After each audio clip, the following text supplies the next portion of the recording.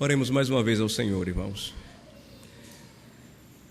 Senhor, abre o nosso entendimento e o nosso coração para continuarmos, ó Senhor Deus, aprendendo da Tua Palavra. Nós somos a Igreja do Senhor Jesus Cristo. Temos recebido dele privilégios, ó Senhor Deus, gloriosos. Mas também, Senhor Deus, sabemos das nossas responsabilidades como crentes, como cristãos. As eleições, ó Senhor Deus, para oficiais se aproximam. Nós temos, ó Senhor Deus, a responsabilidade de escolhermos, ó Senhor Deus, homens vocacionados, qualificados, que amem a palavra do Senhor. Para isso, Senhor Deus, também, como igreja, nós devemos viver a nossa vocação, obedecer-te, Senhor Deus, e buscar a cada dia, examinando a nós mesmos, encontrar as qualidades de um cristão em nós mesmos. E também, Senhor Deus, precisamos amar a Tua Santa Palavra. Abre o nosso entendimento e o nosso coração e ensina-nos. É a nossa humilde petição, em nome de Jesus. Amém. No domingo passado, nós vimos os privilégios que os membros da Igreja de Cristo, eles receberam do Senhor. Na realidade, a mensagem deveria tratar dos privilégios e deveres, mas para que não misturássemos as coisas, ou privilégios e deveres, e também para que o tempo ele se encaixasse melhor com o nosso programa de culto matinal, nós decidimos dividir. Então trabalhamos os privilégios, fizemos algumas aplicações trazendo os deveres, mas não abordei com objetividade os deveres de que cada um de nós, como membros da igreja, temos perante o Senhor da igreja, que é Cristo, e quanto ao serviço para com o nosso irmão, de uns para com os outros. Então hoje nós vamos dar sequência e vamos ver que os privilégios dos membros da Igreja de Cristo trazem consigo implicações. Que implicações são essas?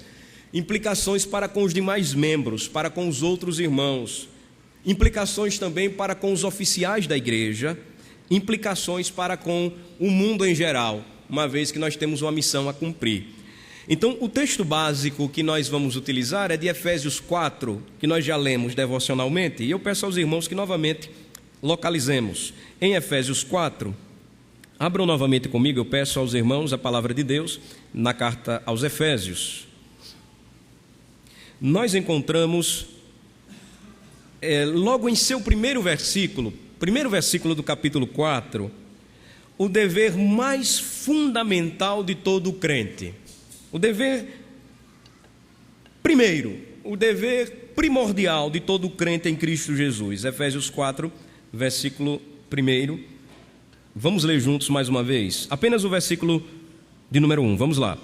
Rogo-vos, pois eu, o prisioneiro no Senhor, que andeis de modo digno da vocação a que fostes chamados. Então, a oração de Paulo diante do Senhor e de súplica para aqueles irmãos era que ele, prisioneiro no Senhor, é uma referência à sua situação na época em que ele escreveu esta carta. Efésios é considerada uma das cartas da prisão. Quando Paulo estava preso, ele escreveu à igreja em Éfeso, que naquela época era pastoreada por Timóteo, foi fundada por Paulo e nos últimos dias foi pastoreada por João. Depois que João, o apóstolo, ele foi liberto do exílio na ilha de Pátimos, ele volta para aquela igreja que era conhecida como uma igreja consistentemente doutrinária, mas que com o passar do tempo estava se esquecendo do primeiro amor, das primeiras obras. Percebam que a orientação, a exortação de Paulo para aquela igreja, e nós temos aqui uma exortação universal para todas as igrejas de Cristo, é algo que deve sempre ou algo que nós devemos sempre lembrar como cristãos. O conhecimento que nós temos da Bíblia, ele tem uma função, tem uma validade, tem um propósito.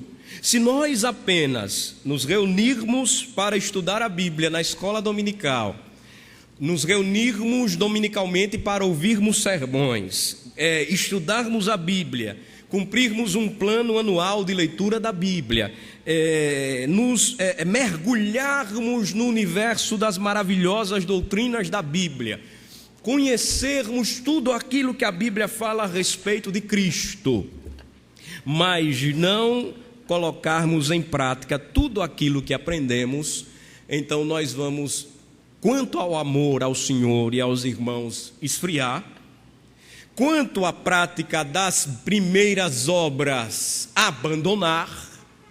Por isso que a exortação bíblica é que o dever que acompanha, ou a implicação dos privilégios que temos, a implicação ou o dever mais fundamental que temos como crentes, é este aqui descrito no versículo 1 de Efésios 4, que andemos de modo digno da vocação a que fomos chamados.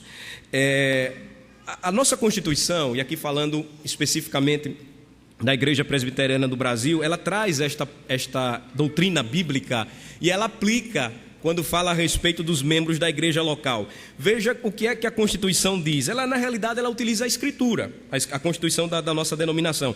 O dever mais fundamental de todo crente é viver de acordo com a doutrina e prática da Escritura Sagrada. Então, eu devo viver de modo digno do Senhor, para o seu inteiro agrado, frutificando em toda boa obra e crescendo no pleno conhecimento de Deus. Não é isto que Paulo escreveu aos Colossenses, capítulo 1, versículo 10? O que ele estava dizendo é que, ao escrever, ao orientar os crentes em Colossos, ao pregar o evangelho para eles, mais uma vez lembrá-los da maravilhosa graça de Deus em Cristo, o que é que ele tinha por objetivo? Que aqueles irmãos vivessem dignamente para o Senhor, para agradar inteiramente ao Senhor, frutificando em toda boa obra e crescendo no pleno conhecimento de Deus. Então, a vocação cristã, irmãos, é ensinada nas Escrituras Sagradas, e é por meio da compreensão desta doutrina que nós vamos entender que o dever fundamental de todo crente é viver para Cristo. Então, se o crente não tem ideia, se o crente não compreende o significado da sua vocação ou do seu chamado, que é viver e morrer para Cristo, ele nunca conheceu o Evangelho. Ele pode até ter ouvido falar de Cristo, ele pode até ter respondido aquelas palavras mágicas dos pregadores: aceite a Cristo e você será salvo, e ele disse: eu creio. Mas crer é pensar, viver e experimentar o conhecimento de Cristo em sua vida, em sua alma.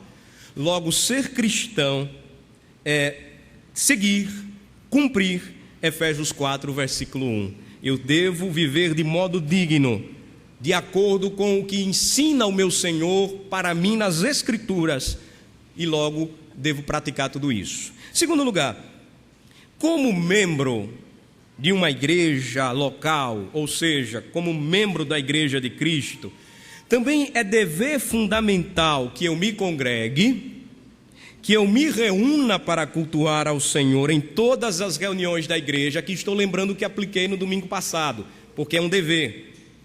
Desde que possível, eu devo me reunir para cultuar ao Senhor em todas as reuniões da igreja.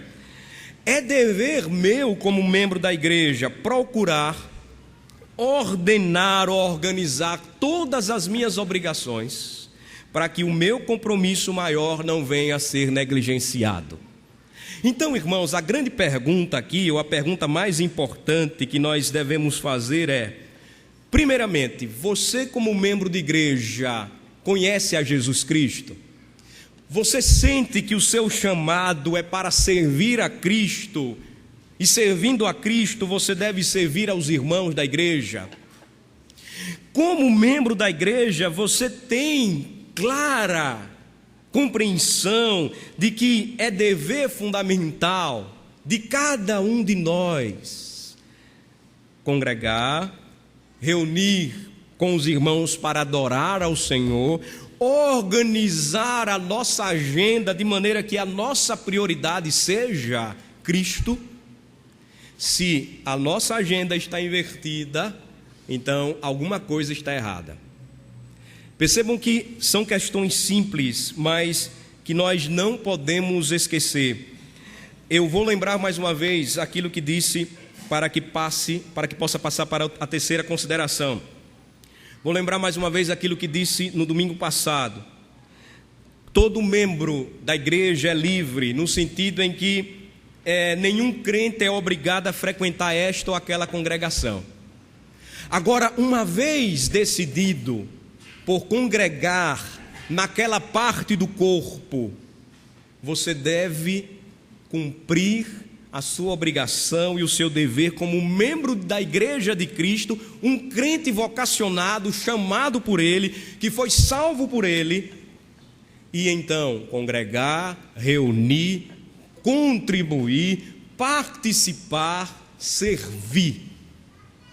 Vejam só, existe hoje, nos dias atuais, isso está sendo muito comum, e é um fenômeno que acompanha o crescimento das grandes cidades, o chamado fluxo de membresia. Eu falei um pouco disso certa vez para os irmãos. Fluxo de membresia, em outras palavras, é o seguinte: nós temos em um pequeno raio de ação aqui da cidade de Aracaju, que não é uma cidade tão grande, uma igreja presbiteriana, 3 igrejas pelo menos presbiterianas próximas umas das outras. Mais próximo de nós, ou da nossa igreja aqui, da nossa congregação, nós temos uma igreja irmã, uma igreja batista aqui, grande, bem pertinho. Espalhando um pouquinho mais, nós vamos encontrar outras igrejas. O que é que o fenômeno de fluxo de membresia, então, estuda? Estuda o seguinte: você, como membro da igreja de Cristo, não é obrigado a congregar em uma igreja contra a sua vontade, mas você pode escolher. Mas uma vez que você assume o compromisso com aquela igreja, com aquela parte do corpo, de se submeter, de ser supervisionado pelos oficiais da igreja, de ser pastoreado, você não pode sair dessa igreja por qualquer razão. Você não pode sumir da igreja por qualquer razão. Você precisa ter intimidade tal com os irmãos, com os seus pastores, com os oficiais da igreja, presbíteros e diáconos, a ponto de você poder tratar de algo que, por exemplo, você não entende, que lhe incomoda, que lhe entristeceu. Mas aí o fenômeno de fluxo de membresia identifica o seguinte: o pastor disse uma coisa que eu não gostei, eu vou para a igreja da Rua São Cristóvão, a igreja irmã, 13 de maio. Tem crente que fica com raiva aqui e corre para lá. Aí, está lá, ficou chateado, vem para cá. Aí, não gostou do culto, vai para outra igreja.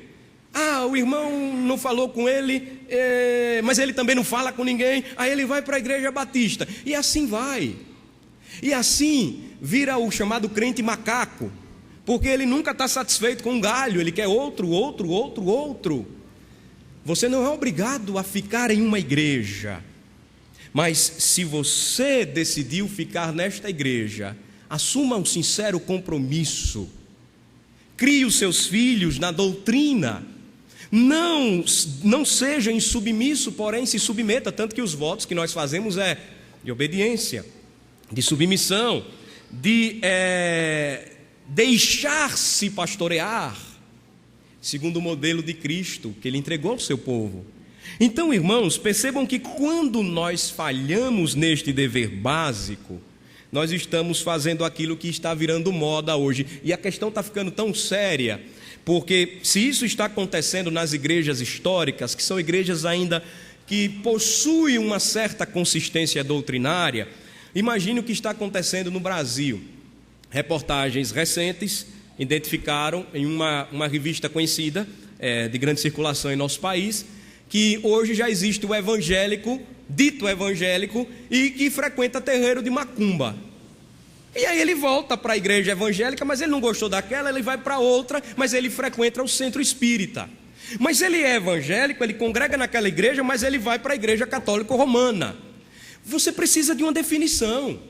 Um país de liberdade religiosa, de livre expressão, não quer dizer convicções soltas e aleatórias, não. Você é livre para procurar a igreja que você quer. Porém, você precisa assumir um compromisso com aquela igreja.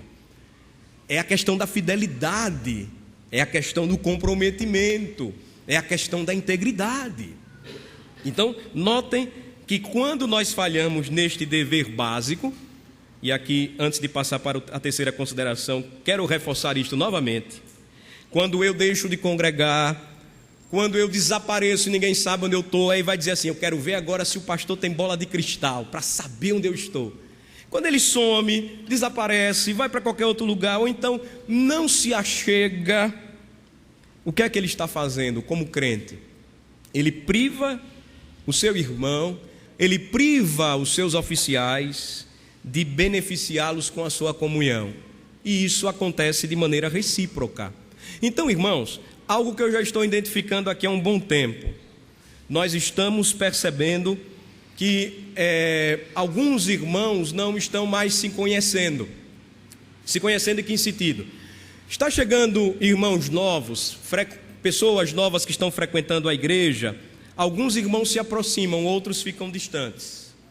Falece algum irmão, foi para a glória, é um esforço hercúleo para descobrir quem foi aquele irmão que morreu, porque você nem sabe quem era. Partiu para a glória, pastor, lá eu vou saber quem é. Se você não soube aqui, é difícil você lembrar, ele vai ter que se apresentar para você. Porque se a nossa comunidade, que não é tão grande, está impedindo, por seu pequeno tamanho, este envolvimento, imagine, irmãos, se nós estivéssemos em um lugar muito maior. Então, o que é que nós devemos fazer? Isso envolve disciplina, envolve envolvimento, envolve esforço. Eu devo procurar conhecer os jovens, as crianças, pais, por favor, mostrem isso aos filhos. Ensinem os seus filhos a honrarem os mais velhos, a cumprimentarem os mais velhos, a não passarem e não conhecerem os seus presbíteros. Ensine, não é só o pastor não, são os presbíteros, são os diáconos, são os irmãos da igreja de Cristo. Porque assim, meus irmãos, as gerações, elas vão convivendo e vivendo, e nós não vamos agir como lá fora já está acontecendo. A vizinhança não se conhece mais, em condomínios pior ainda, porque o vizinho é conhecido pelo número de seu apartamento, porque é cada um na sua onda e cada um na sua praia, como diz o teólogo mundano, né? O filósofo mundano. Mas é assim que Cristo nos chamou para viver? Ou eu não sou chamado a beneficiar, a abençoar o meu irmão com a comunhão que tenho com ele e tenho com Cristo? Então, uma palavra importante para todos nós aqui.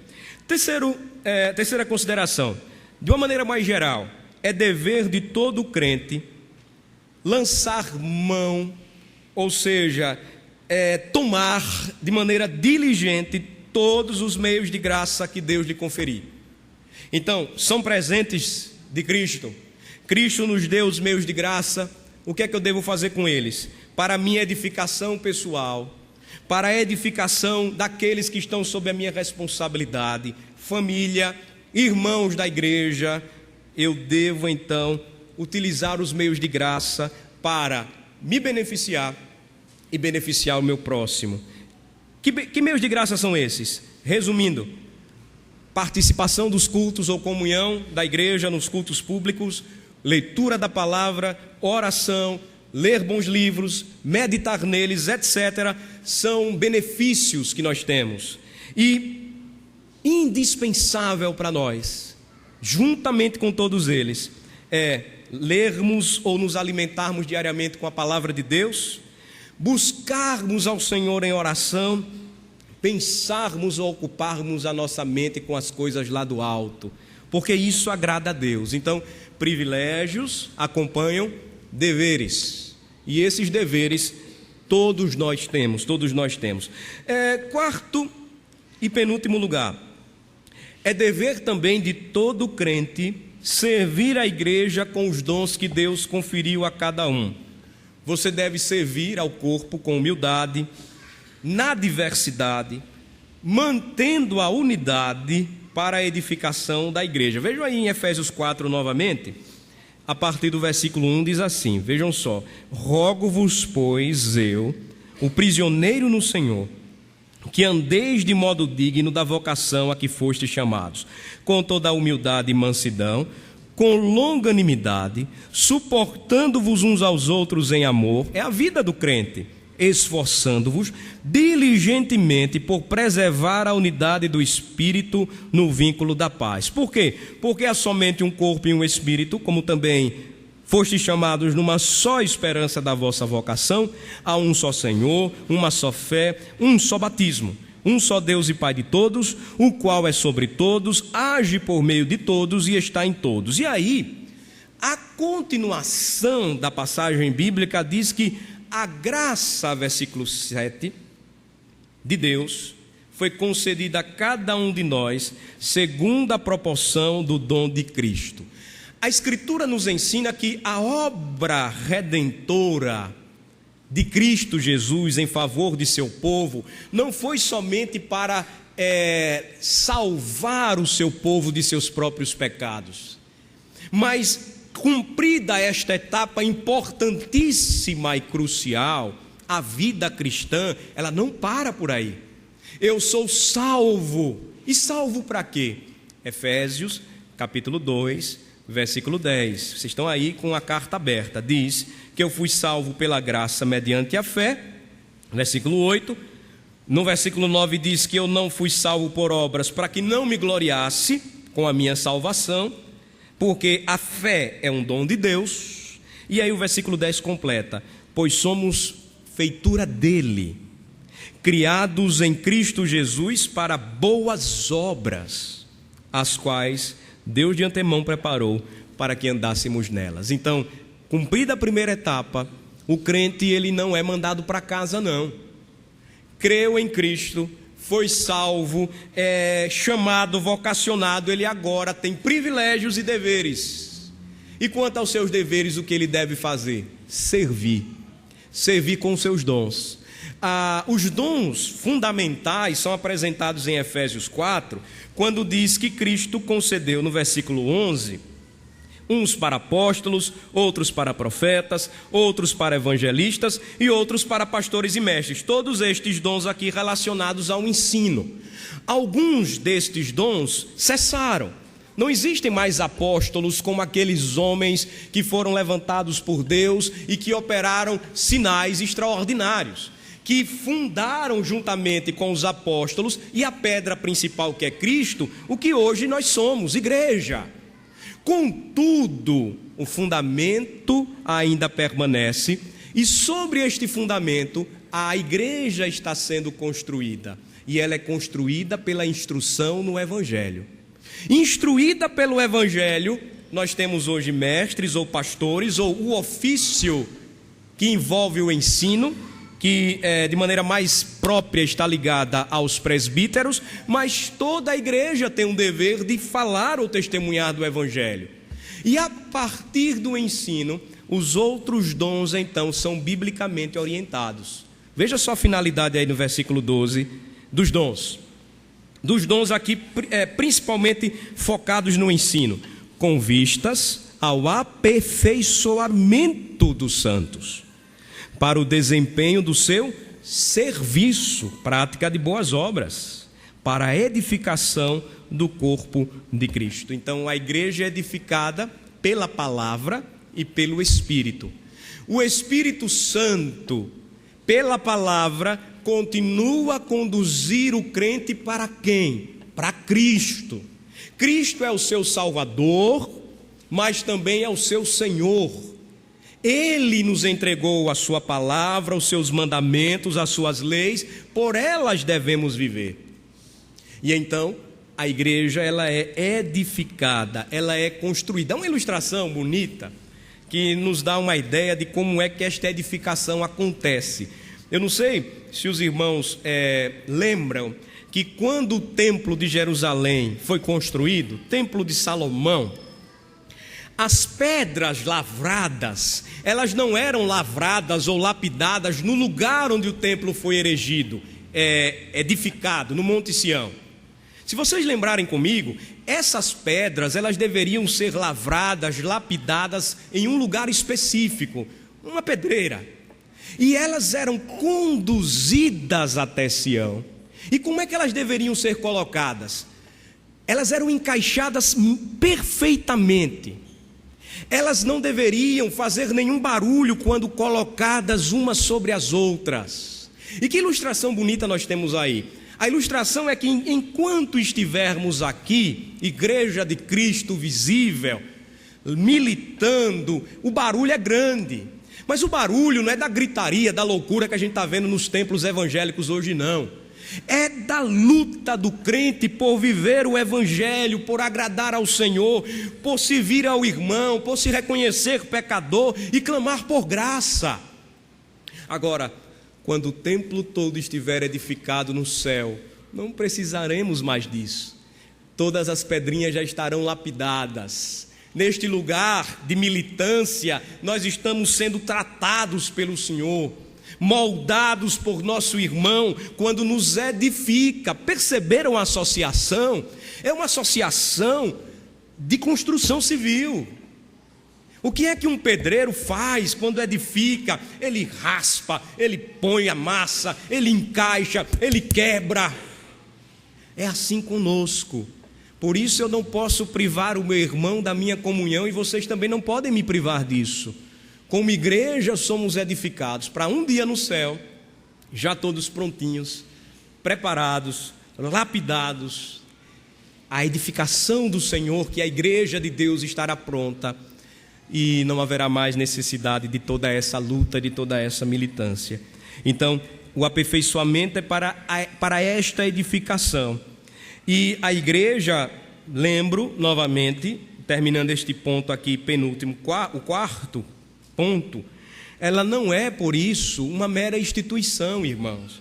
A igreja é um organismo vivo, a igreja é um corpo, e por isso ela precisa de crescimento e de maturidade. Igrejas jovens, elas amadurecem. Igrejas como a nossa, que completará esse ano 111 anos de organização, já passou por muitas situações onde amadureceu.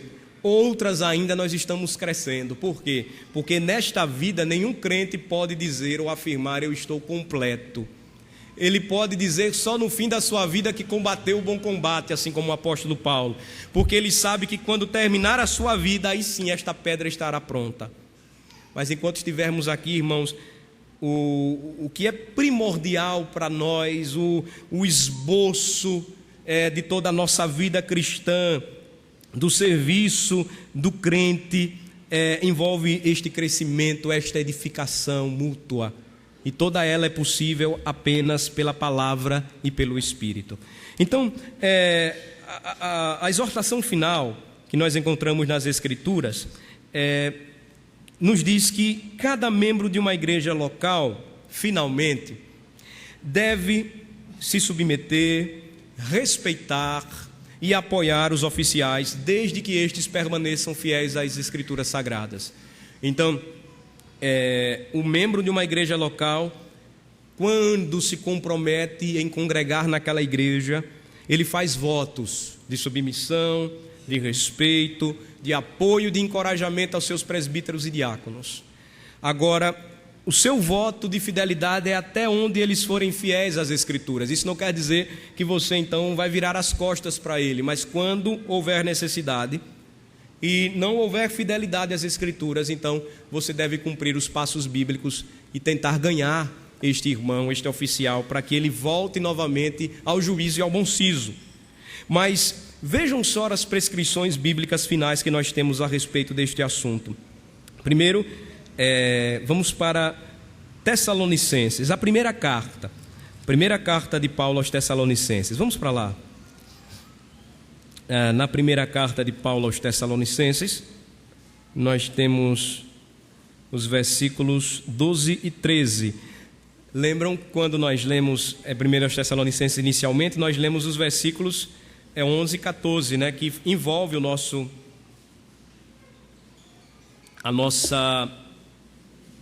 nossa vida cristã, o nosso papel enquanto igreja. Nós vamos ler agora 1 aos Tessalonicenses 5, versículos 12 e 13.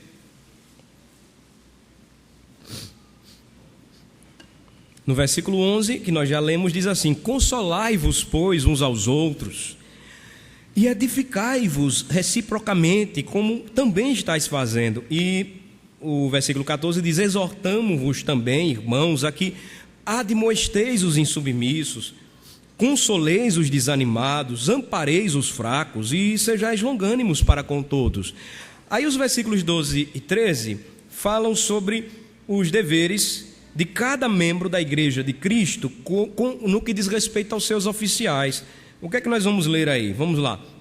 Agora vos rogamos, irmãos, que acateis com apreço os que trabalham entre vós e os que vos presidem no Senhor e vos admoestam, e que os tenhais com amor em máxima consideração por causa do trabalho que realizam. Vivei em paz uns com os outros. Vejam só que interessante a expressão máxima consideração aí, ela expressa o sentido de a forma mais elevada de comparação imaginável. Não é idolatria, mas é o respeito que nós devemos nutrir por nossos oficiais.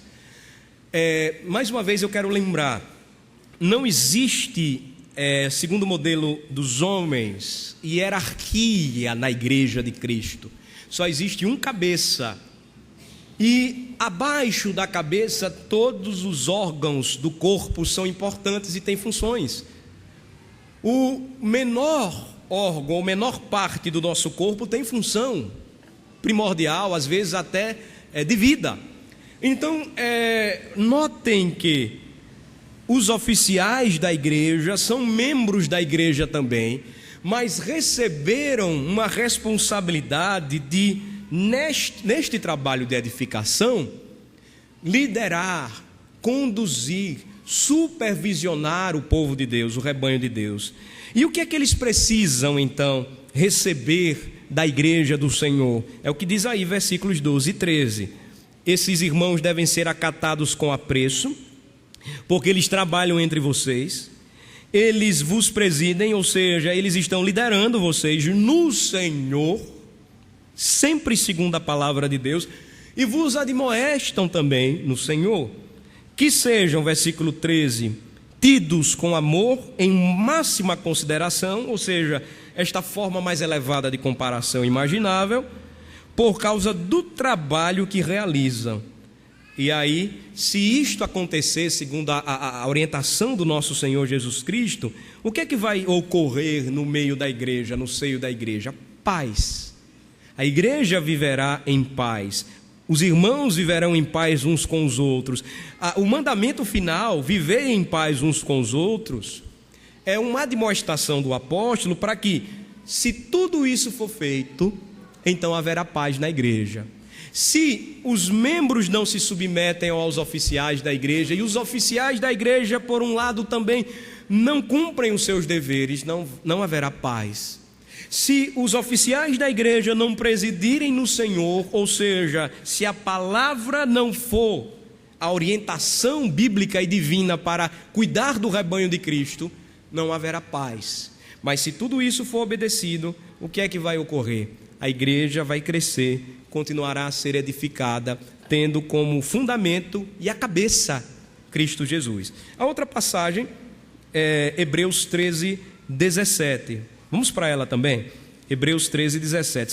São apenas 3 passagens conclusivas na Bíblia para a gente encerrar esta parte sobre os deveres que cada um de nós temos. Hebreus 13, versículo 17 apenas. É interessante notar que são exortações finais do escritor aos Hebreus. No versículo 16 ele diz: não negligencieis igualmente a prática do bem e a mútua cooperação. Ou seja, sempre a Bíblia exorta o cristão a servir, não a ser servido. Porque ser servido é uma consequência natural. Quando a igreja de Cristo ela está entendendo a mensagem, a palavra de Deus, ser servido será uma consequência natural para aqueles que servem. Porque, de certo modo, um crente sempre está servindo ao outro em amor. Na família, no casamento, relacionamento pais e filhos, irmãos, igreja do Senhor, oficiais e membros, enfim. Aí veja a conclusão do versículo 16: pois com tais sacrifícios, não quer dizer que é uma coisa que é algo fácil de se fazer, porque naturalmente, e principalmente na sociedade que nós vivemos, naturalmente na sociedade em que nós vivemos, nós queremos ser servidos.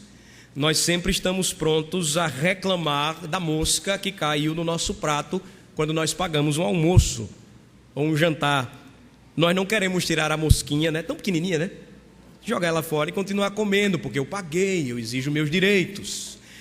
Isso pode até funcionar lá fora, mas na igreja nós somos chamados, como disse o Senhor, a sofrer o dano.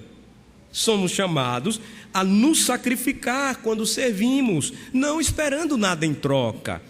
E aí a conclusão é porque com estes sacrifícios Deus se compraz. Deus tem todo o prazer, Deus se satisfaz quando a igreja serve, Aí versículo 17 diz o quê? Vamos ler? Obedecei aos vossos guias e sede submissos para com eles, pois velam por vossa alma, como quem deve prestar contas, para que façam isto com alegria e não gemendo, porque isto não aproveita a vós outros. Então, o mandamento é: obedeçam aos seus guias. Quem são os seus guias? Os seus oficiais. Seguindo o contexto da Bíblia, quando nós estudamos, de que Deus estabeleceu governantes para a igreja, ou seja, oficiais para governar, homens que ministrassem a palavra, homens que ministrassem a assistência, presbíteros e diáconos, são estes os nossos guias. O que devemos para com eles? Obediência. O mandamento é: sejam submissos para com eles, ou seja, acompanhem, sejam pastoreados, permitam-se pastorear. É interessante isso aqui: pastoreio não se impõe. O cuidado dos oficiais não pode ser imposto. Se o mandamento, que quem só pode dar é o Senhor da igreja, não for recebido no coração pelos membros da igreja, nada vai funcionar. Mas o que é que faz você, não sei se você já pensou nisso, obedecer e ser submisso ao seu pastor? O que é que faz? Se você conhece a palavra de Deus, você sabe que tudo isso funciona segundo um propósito de Deus para a sua vida. Se você não entende, você não vai dar mínima para aquilo que a palavra de Deus está dizendo. Por que você deve obediência e submissão? Porque estes homens cuidam da sua própria alma. Vejam só: pois velam por vossa alma, como quem deve prestar contas. Cada oficial diante do Senhor presta contas e prestará contas no futuro de cada alma que o Senhor Deus lhe confiou. Isso é muito sério. Cada oficial tem esta responsabilidade. E como é que ele precisa fazer isso? Ele precisa fazer isto com alegria de uma igreja que apoia, que obedece, que ora, que coopera, e não gemendo. Quando é que um pastor faz um trabalho gemendo? Quando é que um conselho faz um trabalho gemendo? Como é que uma junta diaconal faz um trabalho gemendo, sofrendo? Quando não encontra apoio da igreja, e muitas vezes esse apoio não é encontrado no seio da família. Se você foi indicado, se você sente o chamado para o oficialato, mas a sua esposa ela não abraça essa ideia, não entre.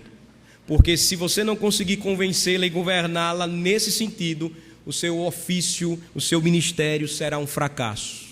Você precisa do apoio da sua alma gêmea, da sua auxiliadora idônea. Se isso não acontecer, não vai funcionar. Do mesmo modo que se a igreja não abraça, se a igreja não apoia, se a igreja não elege, qual é a palavra que ela está dando para aquele oficial? Que, de fato, ela não está aprovando o seu ministério. Se pastor, ele deve procurar outro campo. Se oficial da igreja, ele deve rever o seu trabalho, mas ele não deve deixar, se vocacionado for, de servir. Por quê? O final de tudo isso é, estas coisas elas não têm proveito no reino de Deus. Não aproveita a vós outros, não aproveita para a igreja desacatar o mandamento bíblico, o mandamento divino. Finalmente, nós encontramos 1 Timóteo 5,17. Esta é a última passagem, nós vamos fechar. Vejam comigo, 1 Timóteo 5,17. Em 1 Timóteo 5,17, falando ainda sobre o dever de cada membro de uma igreja local para com os seus oficiais, nós encontramos então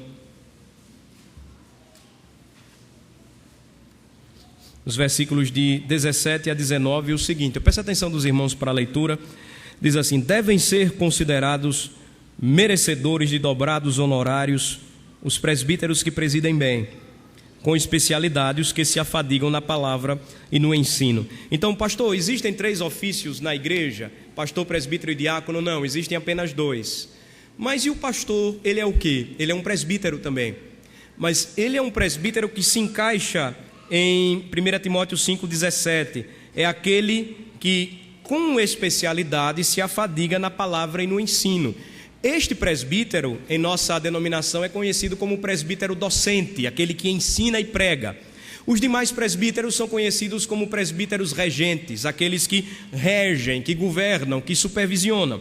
O que é que acontece com este presbítero que é chamado de pastor no sentido prático? Ele é sempre conhecido como pastor da igreja. Ele é aquele que é mandado para um seminário, ele é aquele que se prepara para o dever que vocacionado foi, ensinar e pregar. Ele é aquele que vai dedicar a sua vida para o ministério. Pastor de tempo integral, não tem CLT, não é profissão pastorado. Pastor não tem sindicato. Pastor é um vocacionado por Deus. Ele vive e depende da generosidade dos irmãos em sustentá-lo. Se os irmãos não derem nada, o que é que vai acontecer com o pastor? Ele não vai ter nada também. Mas se os irmãos honram o seu ministério, eles então darão o sustento pelo qual o pastor vai sustentar e viver com a sua família e continuar se dedicando ao ministério. Então, dobrados honorários aqui significam dobradas honras, o que envolve também o sustento de seu próprio pastor, para que ele então cumpra o seu chamado ministerial. Versículo 18 diz: pois a escritura declara: não amordaces o boi quando pisa o trigo, e ainda o trabalhador é digno do seu salário. Então, embora o pastor não seja um profissional do púlpito, ele, como os antigos sacerdotes que não optaram por herança, por terra, por uma profissão secular, eles recebem então a honra de sua igreja local, de receber então o sustento. E louvo a Deus por esta igreja que sempre honrou os seus pastores. Nenhum pastor aqui precisou trabalhar fora, nenhum pastor, porque a igreja de Aracaju sempre honrou os seus pastores, sempre sustentou os seus pastores.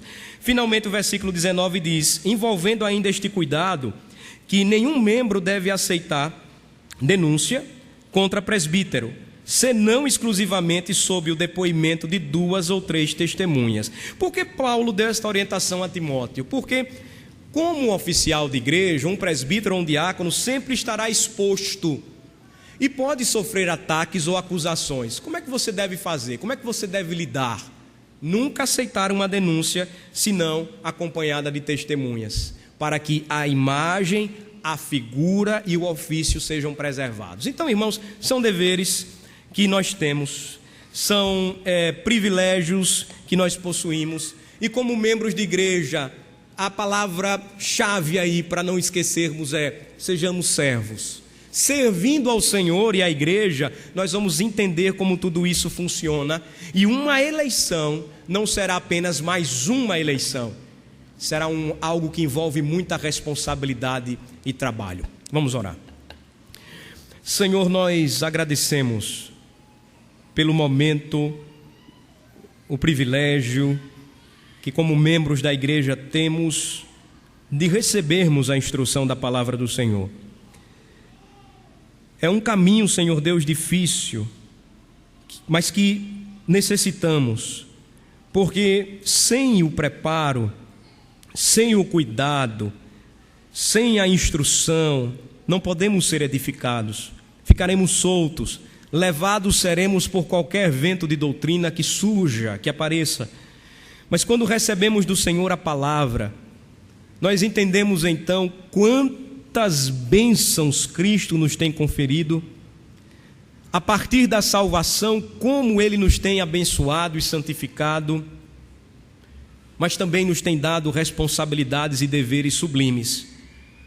Dá-nos, ó Senhor Deus, a graça de não sermos negligentes com o dom que temos, o serviço que somos chamados a prestar, o amor que devemos dispensar uns aos outros, o cuidado, o apoio, a obediência, a submissão aos nossos oficiais.